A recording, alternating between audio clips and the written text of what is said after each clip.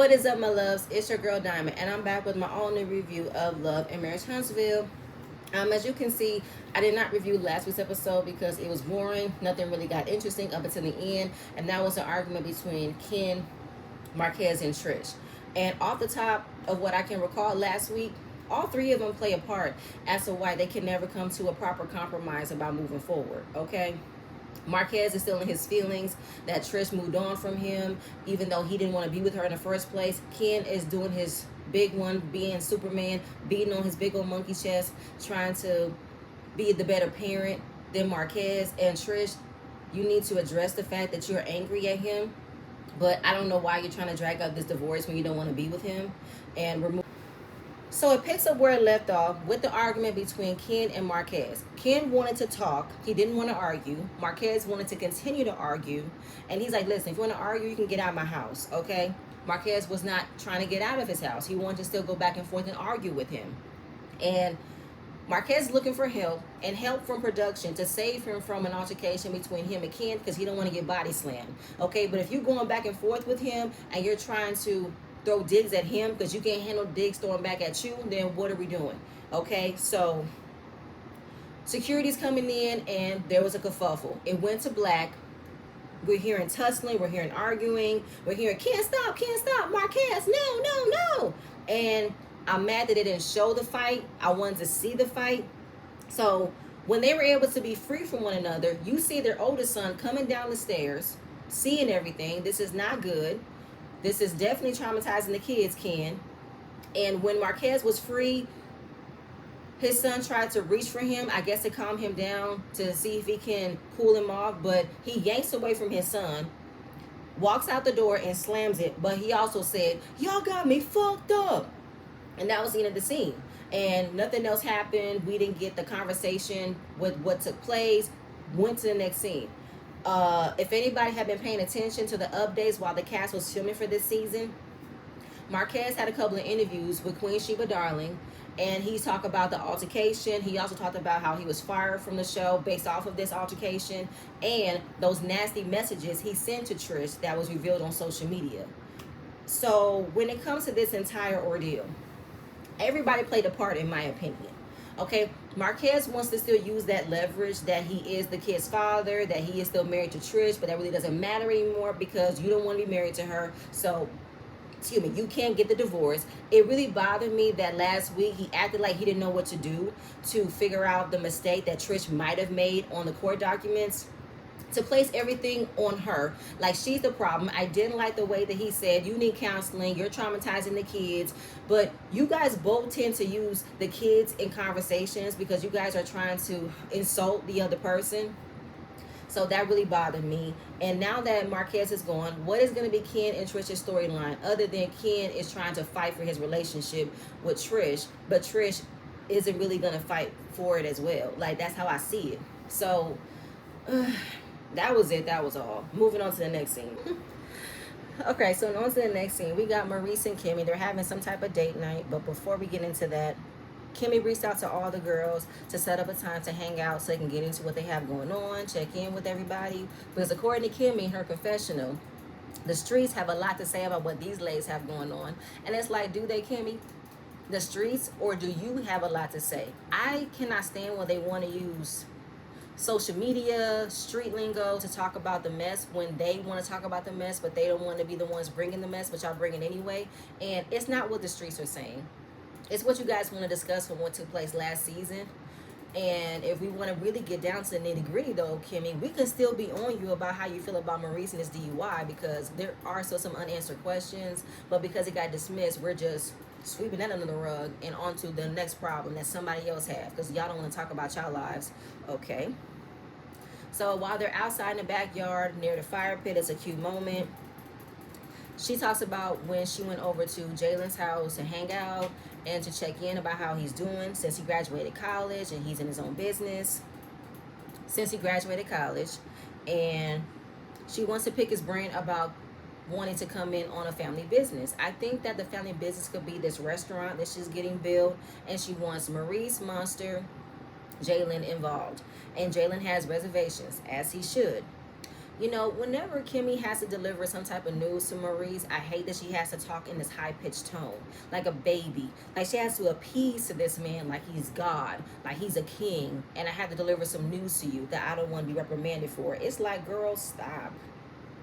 So explaining to him why Jalen has reservations is because he doesn't want to be in a dictatorship, which is what Maurice likes to do. He likes to tell people what they're doing wrong. He wants to always correct somebody, but he never likes it when he gets corrected because he feels like his way is the highway, his word is law, and that's it, that's all. So acting like this is brand new for him to hear, which is not, Kimmy continues on with explaining because you do talk a lot, but the action does not match to that, which we know it don't. And the flashback of him talking to Kimmy about how over the years, he's never felt like Maurice was a father figure to him. He has said that Maurice never made him feel like a son, and he views Maurice like the homie, which is like, oh wow. But then it's not surprising. And he even said as the years went down, he actually looked up to Marceau more as a father figure than Maurice. So while Kimmy is relaying that exact same statement, he's looking shocked. Why?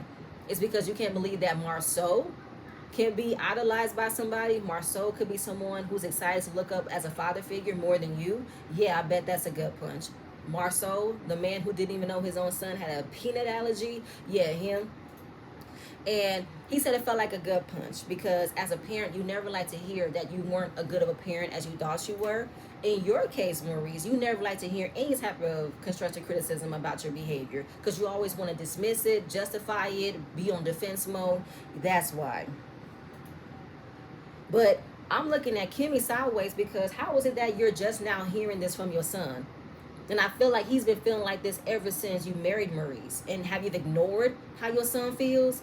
And the way it just rolled off your tongue to tell Maurice that he has never made a point, never made an opportunity to create some type of relationship with your son. Is that not a red flag to you, Kimmy? Because that should be a red flag to me.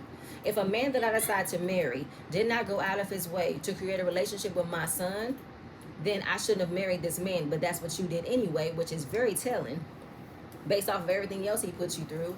But all I can say is, wow, Kimmy, you really dropped the ball on this. But we're going to move on. All right, so now we have Nell and Chris. They're having dinner, and it's just an update about what's been going on in their businesses. Come to find out, they have 3 businesses: a real estate company, a cleaning company, and the daycare center. So shout out to them. I applaud them for having all these businesses, and I feel like that's what they want us to see when it comes to Chris and Nell, even though they have a lot going on, and I hope they show that. But I think they're trying to paint that picture that they're the ones that are embodying that Love and Marriage Huntsville aesthetic.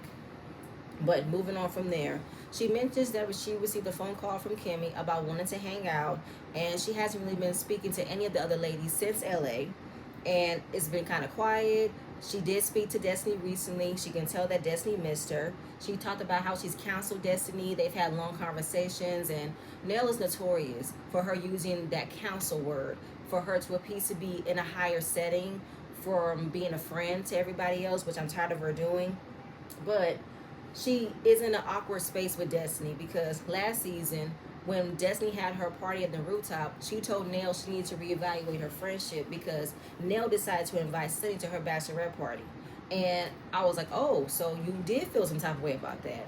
I didn't know that Nell did. And I can understand why she would feel that way because it didn't make any sense as to why Destiny wanted to threaten Nell by saying that I'm not going to be as close as I was to you because you're inviting Sunny. It's like, first of all, that was her bachelorette party, not yours. Yeah, you planned it and wanted to prepare for it, but still, it was not up to you to choose who she can and cannot invite. While we know it was messy, especially from Nell's point, but I didn't like the way that Destiny wanted to threaten everybody last season to not form some type of relationship with Sunny, to get to know her beyond what she told everybody about Sunny, because in my opinion, I still don't think that Sunny did anything wrong to Destiny.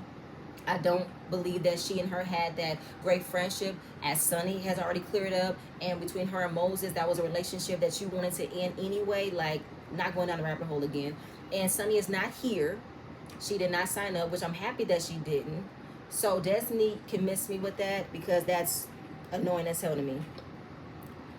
So that's the reason why she really didn't want Destiny to be involved with Lance, because they don't want to get involved where they have to take sides, because they know that Lance has been just as wrong as she has been.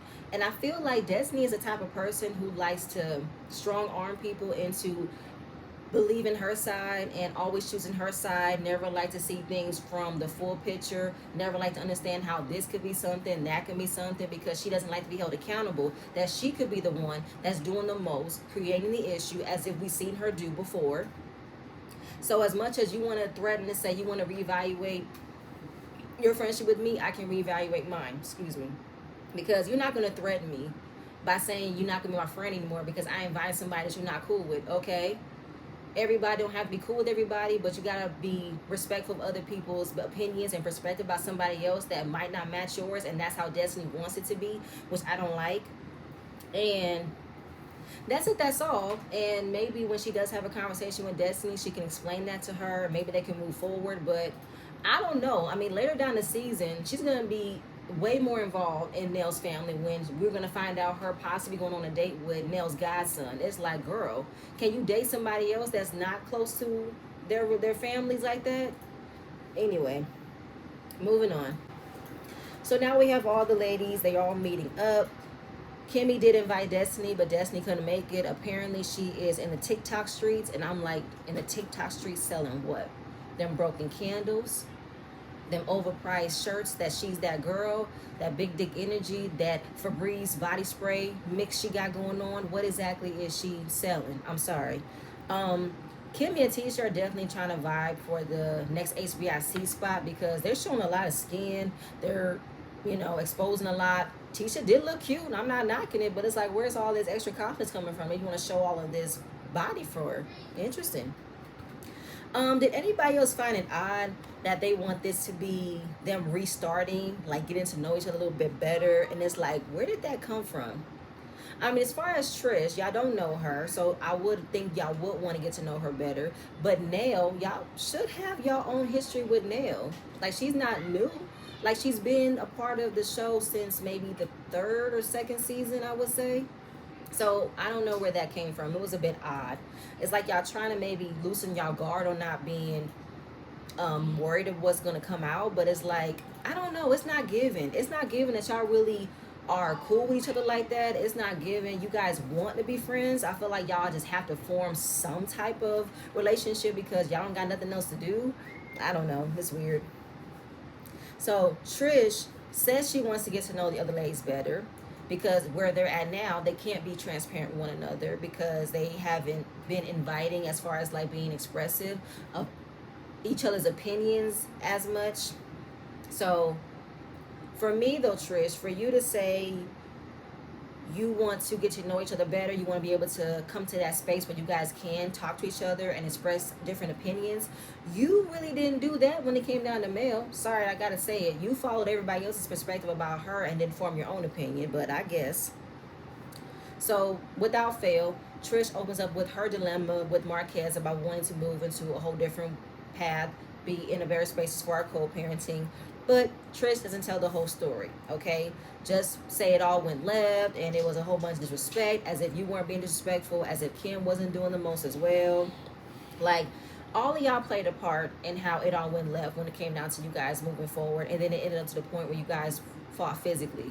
When she said that, they were like, oh my God, oh my God. And yeah, this is the thing when it comes to Trish and Ken.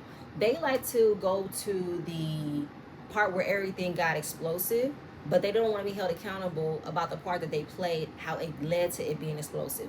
Marquez is a lot. Not going to deny that. He does the most. But you guys do y'all little nitbit as well. And they want to give her support. They say, I hate that for you. Hope you guys will figure it out. Kimmy wanted to be shady by saying she don't have a lot of drama. Okay, Kimmy, drama that you don't want to talk about. But she did talk about the one thing that's making her feel some type of way. It is Jalen saying that Maurice has not been there for him like a father should have been. And Kimmy even said it herself. Maurice is very, very, very hands off. So he doesn't apply when he needs to apply that type of energy of showing up like a father. And how he feels like Marceau has shown up to be a better father. And Tisha gave up her reason as to why she would believe that is because Marceau and Jalen have worked together a lot, and they have a lot of one-on-one time together. And Marceau has always said Jalen's like another son to him. He's like our oldest son. I think Tisha wanted to throw that in Kimmy's face.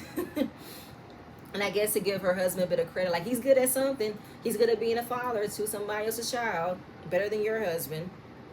And then we get flashbacks of Kimmy and Jalen throughout the years. Their baby pictures. Kimmy definitely looked different, and Jalen has grown up to be a very handsome young man. And it's just been them two, that dynamic duo. And Kimmy also agreed with how Jalen tends to gravitate to people who gravitate towards him.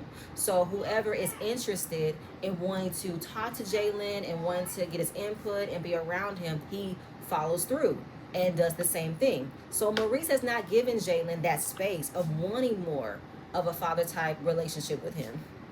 And I didn't understand Tisha's perspective on this, because she talked about how Jalen should have made Maurice feel comfortable in order for him to want to talk to him, in order for him to want to be in his life a bit more. And instead of him telling Kimmy how he feels and Kimmy relaying it back to Maurice, I didn't understand what she meant. Are you saying that as a child, Jalen should have allowed for more of Maurice to come in, should have given him that space when that isn't Jalen's responsibility? He was a teenager. Or are you saying that as an adult, Jalen should open that door? Again, I don't think that's Jalen's responsibility.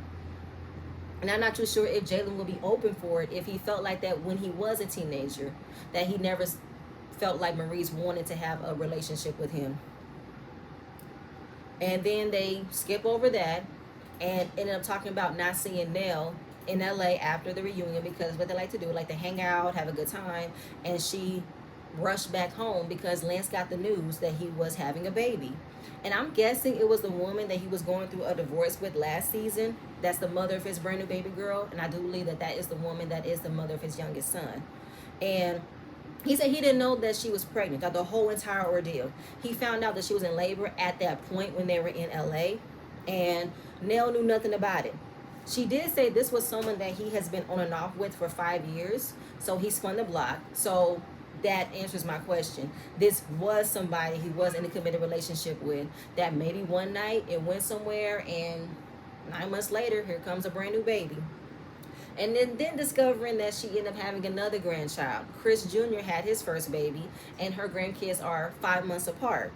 Now, Tisha, she's the one asking all the questions. She's the one grilling Nell about what she discovered. Because when it came down to find out that he had a baby on Destiny and it was on social media, she was giving Nell the side eye. Because how are you excited for Destiny and Lance today, but then you know that he was getting involved with another woman at the same time, and then find out that he was also having another baby? So why would you do that? Excuse me. Nell was like, no. Like, I didn't like the way that Tisha was trying to grill Nell, like making it seem as if she wasn't caring about Destiny's feelings, because why would you be happy for the relationship but not tell Destiny that he might have a baby on the way? But that's not Nell's place. And she didn't know. This is the thing. Do I think that Nell knew who he was probably messing around with? Probably.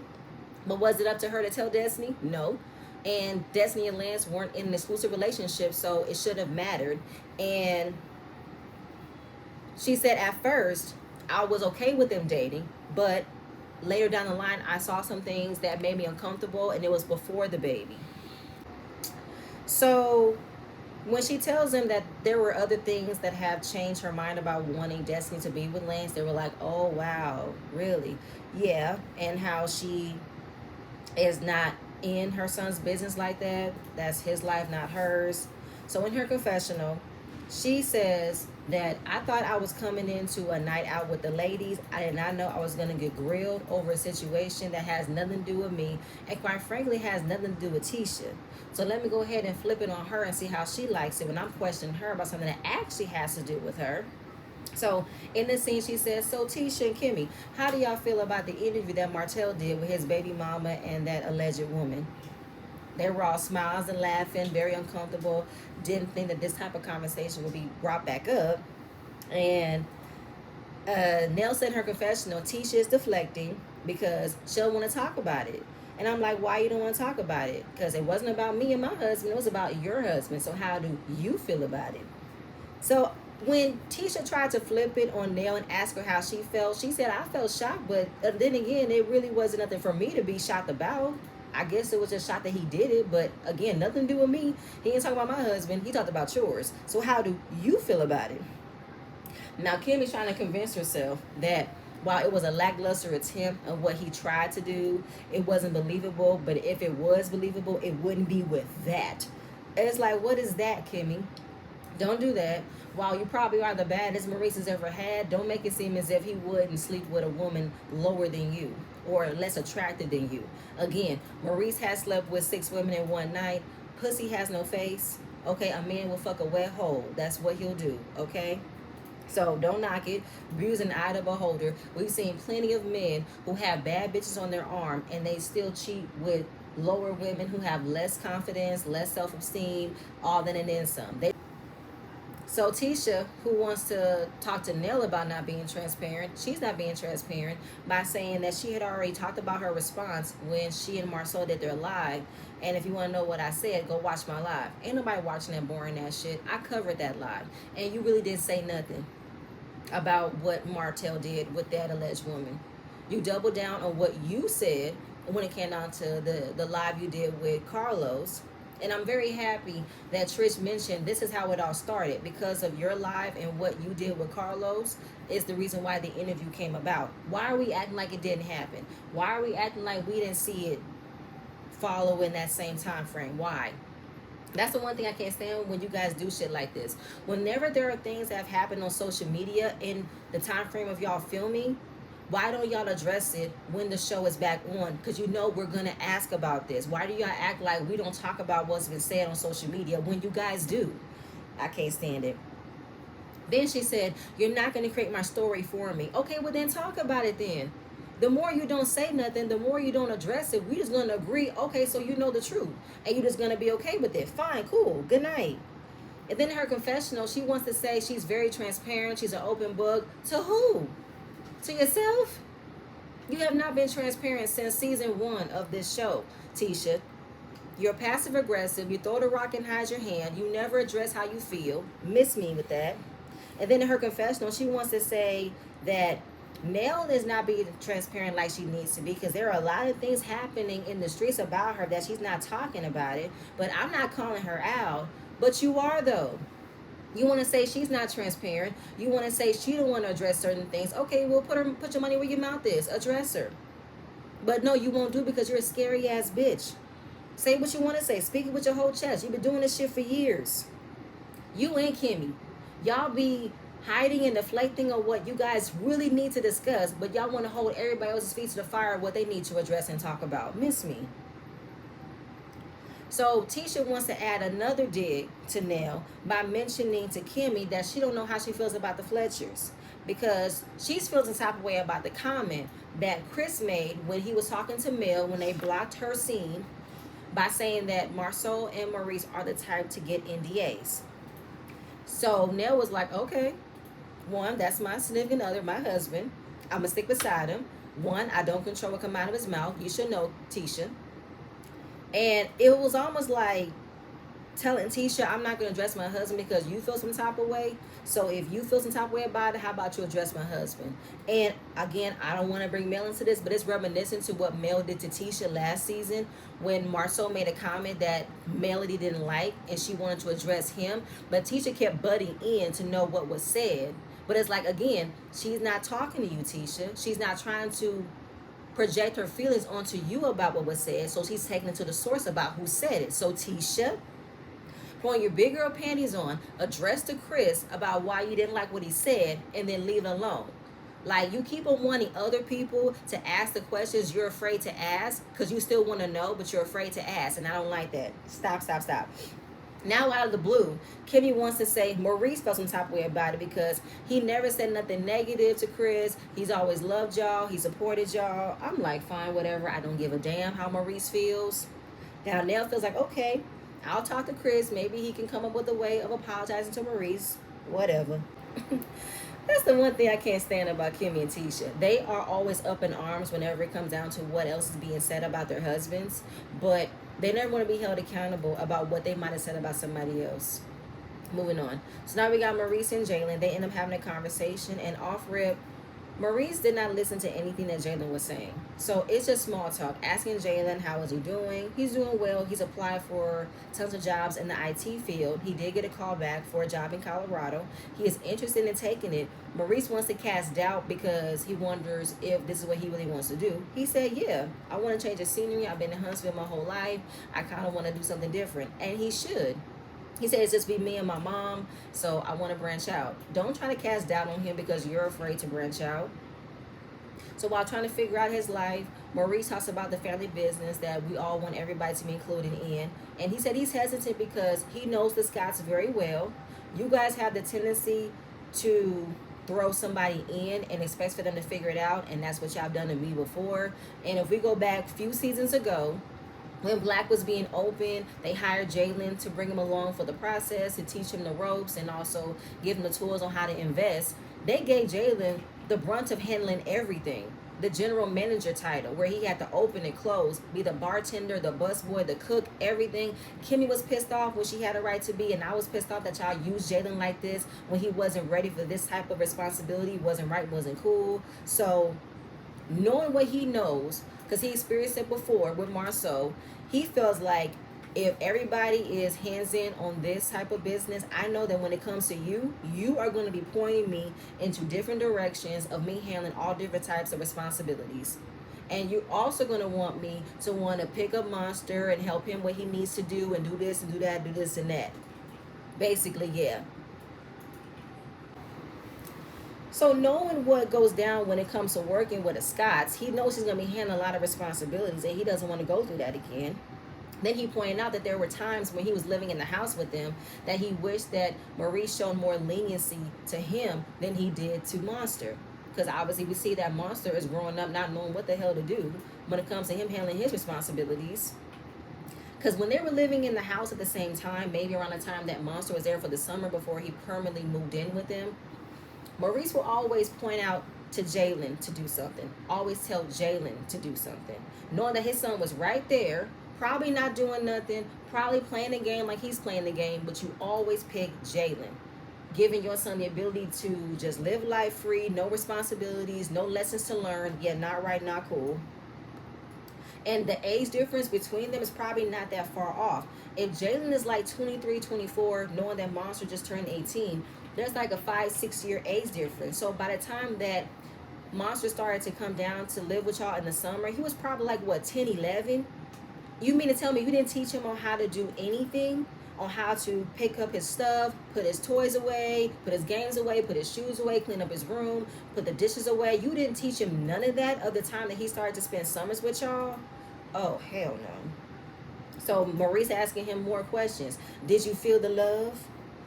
He said no. Do you think that I view you as my son? He said no. I mean, yeah, I'm your son because you married my mother, but I know for a fact you don't view me as your actual son. And I feel like I really shouldn't be mad at that because he's your actual son. He's your flesh and blood. I'm not. But that's even more of a problem that you couldn't even try to form any type of bond because you guys aren't blood. So I feel like Maurice is still lost, like he doesn't understand what Jalen is saying, and I feel like he has said it in more ways than one, and it's still not registering. So he wants to know, how did I fail you? He's like, okay, well, listen, I don't think you failed me. I mean, I'm gonna give you credit. You taught me how to change you taught me how to change a tire. You taught me how to change a dishwasher. You taught me how to fix a toilet. But I felt like that was more of a mentor thing. Then when I started working with Marceau, that's where I gravitated more. I gravitated more to him on being a father figure. I think because maybe there were more personal conversations. There was consistency between them. He probably asked about what is going on in his life, and I don't think Maurice has ever asked him about what he has going on. I don't think Maurice ever inquired about personal things with Jalen. I mean, the way that he just is uncomfortable or doesn't even know how to approach Jalen about what's going on in his life. I mean, you wanted to change his mind about not taking that job to Colorado. What? Anyway, so then Jalen goes on to say that he really did not open up to him because, yes, he married Kimmy, but he didn't want to get his hopes up on wanting to create that space for a relationship if it wasn't going to work out. So he didn't want to get his hopes and be disappointed. And I think that Jalen was right to trust his instincts because we saw it right in front of us. I mean, come on now. He had a reason to not fully open up to Maurice because Maurice hasn't shown up to be trustworthy. He hasn't shown up to be caring. He hasn't shown us me any of that. I mean, when it came down to that scene when Jalen found out that his mom had cancer and the way that Maurice was not there to show up and show support, I believe he cried with Marceau than he cried with Maurice, if I'm getting that correctly. Like, come on now. And he didn't like the way that Maurice treated Kimmy in that manner. So, like I said earlier, I don't think that Maurice heard anything that Jalen said, and I'm not understanding why it's not registering to him. And then he does this bullshit again, Malcolm X speeches, by saying, you know, when you marry somebody, you choose to become a father to that child. Okay, it's also a choice that the parent needs to make to want to have that relationship. You made that choice to not want to have a relationship. It sounds to me like because you decided to marry Kimmy, you were like, okay, I guess I'll be a father to Jalen and I'll just do it like how I want to do it. Like, you should be grateful I decided to marry your mother who had you. Like, the fuck? Maurice, please. More and more of that is going to come at the end of this episode. But Maurice, don't make it seem as if Jalen should be grateful that you just happened to be there to want to marry Kimmy. But did you only care to marry Kimmy? Did you care to want to be in a blended family with Jalen too? Did you want to invite him into your world? Did you want to be invited into his world? Like, what? Again, Kimmy, how was it that this man convinced you to marry him when he wasn't even trying to form his own personal relationship with your child? Like, what? Moving on. Okay, so we get into this next scene, and it's with Will, Chris, and Ken. He heads over to Will's place to talk about what's been going on between him and Marquez. He wanted an outside perspective, and he just talks about wanting to establish some boundaries with Marquez because he found out that when he wasn't home, Marquez did walk inside his house, knowing that he was dropping off his daughter, but it was uncomfortable for Trish to see. And he was like, okay, that's not good. And then when they had their sit down, he did knock, but he still walked in. Boundaries that Marquez does not abide by, he doesn't follow, so I can understand that. And he kind of feels like Marquez played on his niceness because Marquez don't reach out. Ken reaches out. He's the one facilitating conversations to be better acquainted, which is nice and cool on Ken's part. But I do think that Marquez was trying to see if he can convince Ken to be on his side when it comes to blaming Trish for everything, and Ken wasn't falling for it. And as far as him taking his kindness for weakness, it's like, dude, I got a problem with that. So they get into it. He told him to get out of his house. Marquez didn't get out of his house, and then they fought. So Will was like, what are you going to do when he comes back? Because he's going to come back. Ken said, I'm not dealing with him. And I don't think you should deal with him. Ken, I feel like you just need to step in if Trish needs you, but then you need to stay out of it because this has nothing to do with you. I know you're talking about this is your family. You've been there, so I know you have invested in this, but you might want to take a step back just a little bit. And Ken talking about how he has to cater to Marquez's feelings, and I was with Chris. Why are you catering to him? You're not marrying him. Exactly. Why are you trying to make him feel included and wanted when he needs to do what he needs to do without you telling him, I want you included? Like, don't. Marquez is a grown-ass man. He doesn't need to be coddled. He doesn't need to be catered to. He knows what he needs to do. Ugh. So, Ken just wants to have some type of understanding so he can move forward. But everything went left. But once after Marquez has left, there have been no issues between him and Trish. And he is trying to convince Will, Chris, and us on the screen that he is good. Him and Trish are good. It's just Marquez. He's the problem. Well, no, because remember last season when you didn't feel appreciated what you've been doing for Trish, you blasted her about everything you've been doing. So it's like, is Marquez the only problem, Ken, or do you have some type of controlling issue? So Will asks him, do you think that you want to stay because it's a challenge for you? Because you want to figure it out? You don't want to leave? Because you like this type of environment? He said no, because life is a challenge. Life is going to have its challenges, and that's what happens in a relationship. He's like, I've done everything I could to make sure I'm taking care of this family. We're all happy. That's what y'all don't understand. No, Ken, we get it. That's the whole thing. But the way you're going about it while dealing with a woman with a complicated issue, Chris was like, it don't take all these years for a divorce. And it don't. knowing that she had the power to divorce all along and she never did it. Once Marquez wanted to come around more, then you're pushing for the divorce. She's still dragging her feet to do it. And he says it's hindering what they have going on because of him. No, it's because of both Marquez and Trish that is hindering y'all. Because I feel like Marquez wants to hold on to it because he can't handle that she moved on from the relationship. She wants to hold on because she wants to still have something that ties her into a situation because she doesn't want to be pressured into marrying you. Now, while Ken is doing a lot, trying to be Superman, I believe he don't need to be all this invested in a situation that he doesn't need to be in. This is Trish's problem. She needs to handle it. Because this is what she needs to have been handled a long time ago. And while I don't agree with Will about the whole puzzle pieces, about these pieces are meant to be together, maybe we need to put the puzzles back in the box and get a whole new puzzle. I can understand that he's saying if a relationship is not worth it to fix, then don't fix it. Don't force it to fix. It's not going to fit square peg, round hole. Not going to work. But again, it's kind of like, if you're in a relationship, do you not go through the trials and tribulations of wanting it to work? Yes. But if you're fighting the good fight and you're the only one fighting the good fight, then it's going to get tired and exhausting. So I do understand where Will is coming from, but I feel like Ken is not being heard, that he wants this relationship with Trish, but it's complicated. You're fighting for a relationship with a woman who doesn't want to get divorced for some reason. So Will did talk to Ken about this last season, about why are you that guy, the one that keeps on getting punch after punch after punch, like a punching bag. Why do you keep on taking these hits? Why? He said, because I love her and I want to be there for her. I'm not knocking that Ken loves Trish. I think it's noble. I think it's admirable. But if you're the only one fighting for it, how do you think it's going to work if once you did get Trish to divorce Marquez, she won't marry you? That's where you're going to have to understand you probably won't get the happily ever after that you want. So I do think Ken wants a family. And I believe he loves this family that he's invested time, money in and all that and then some. But if it doesn't end in a white picket fence with you guys getting married, are you going to still be okay with that? So asking Will, what would he do in this situation? He said Trish will be a thing in the past. Okay, well, that's you, Will, which I'm not knocking. Okay, it's like if something isn't worth it, do we fix it? No. Sometimes there are relationships that are just too many issues that you cannot get over, you cannot fix, you just let it go. I understand all of that, and Trish is also a part of that problem. You're making it difficult for you to move forward with Ken if you don't fix this thing with Marquez. That's how I feel. But moving on from there, we get to the final.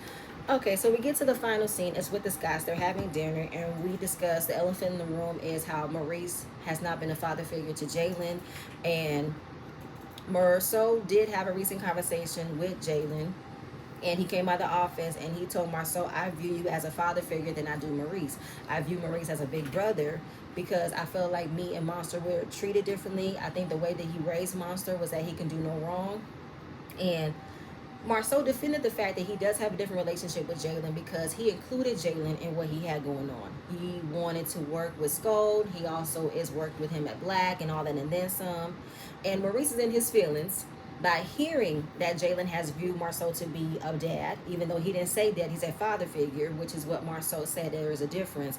It's a little bit different, even though it's a good relationship that he has developed with Marceau more than Maurice. It is somebody that he goes to for comfort, for advice, and that's what Marceau has given. Marceau does have that ability to be approachable when it comes to that type of ordeal, and he doesn't have that with Maurice. So when talking about the family business, Marceau was like, what family business? It's the one where he wants Monster and Jalen to be a part of. And oh, Marceau's face had me screaming. He was like, that's a bit concerning. And then Maurice went on this diatribe of how he chose to be a father to this child. I don't like this tone. So out of courtesy, you chose to be a father to my child, but yet you never tried to form an actual relationship with my child. That's like a slap in the face. While Maurice is addressing from what he heard from Jalen about how he treated Monster differently than him, he reflects on when they were growing up that the oldest carried more of the responsibility than the younger siblings. And they all look up to him. When I see Marceau's face, it was like, is that how you thought that was? Okay. I found this to be all cap and bullshit because I don't care if the oldest in the house do carry responsibility, the youngest still have that room to learn and grow. They don't just not learn how to do shit because the oldest takes care of it. Absolutely not. I'm the oldest of three. And my mom raised me and my sisters the exact same way. The discipline was still the same. There's no favoritism over here. And the way that I'm raising my children is the same thing. If I tell one to do something, you best believe the other one will be doing something as well. And I swear to God, Maurice just loves to hear the sound of his own voice, and he just talks in stupidity, okay? Because he feels like Jaden was raised exceptionally, not by you, by Kimmy. So he feels like when there's correction, I should be able to correct. According to you, you're always looking to correct. You're always choosing to correct something that doesn't need to be corrected. And you only want to call him out for something he did wrong, but yet you never call out what your son did wrong. And if it's like all the time, Jalen did something wrong, and then Kimmy coming out of nowhere to say that she has seen the way that Jalen was treated. She has seen that Maurice always wanted to just look for a way to fuss at him about something. So she wanted to put his money where his mouth is. If you're treating my son like this, are you going to treat Monster the same way when he finally moves in with us? And it never happened. He never disciplined Monster the way he wanted to discipline Jalen. He never taught Monster anything else. He never wanted him to learn nothing because that was all Kimmy. Kimmy was the one who was disciplinarian. She was the one who wanted to establish structure and rules, not Maurice. And then continuing on to say that Jalen gravitated more to people who actually liked him. Since he liked Marceau, he gravitated more. So, husband never liked Jalen. And he never wanted to see if he wanted to form any type of personal relationship with him. And yet you still married him. So while Kimmy's speaking her speech about how she felt and in regards to Jalen, feeling like he always was in trouble when it came to you, you're always fussing at him like he was always in trouble. You're looking for a way to fuss at him, but you wanted him to do something, and you never did that to your own son. I wonder why, Kimmy. Wonder why. And he wanted to defend it by adding a but, and Marceau clocked it by saying, listen, bro, we're just telling you about how we felt. We're telling you about what the information is being said, but you want to defend your position. And it's almost like you're not trying to hear it. Because I loved it when Marceau said, listen, it's kind of hard to talk to you sometimes. And it is, even though it's hard to talk to Marceau sometimes, but it's really difficult to talk to Maurice sometimes. Like, in a nutshell, Marceau said, listen, I grew up with the golden child, meaning Maurice, and Jalen grew up with golden child 2.0. So I get it. So I understand it. Now, Maurice is looking dumbfounded, like he don't know where it's coming from. It's coming from the fact, Maurice, that you might have had responsibility, but were you really treated differently when it came down to how you had a whole lot of siblings in the house? Because it just baffles me that while Maurice is the oldest, it's looking like Marceau and the rest of the siblings had more to do. You were pretty much catered to. You really could do no wrong in your parents' eyes. You were probably given a whole lot of leniency, a lot of freedom. Hence why you don't know what to do now. You don't know how to lift anything. You don't know how to put no action in what you're doing. You just love to talk. That's all you love to do is just talk.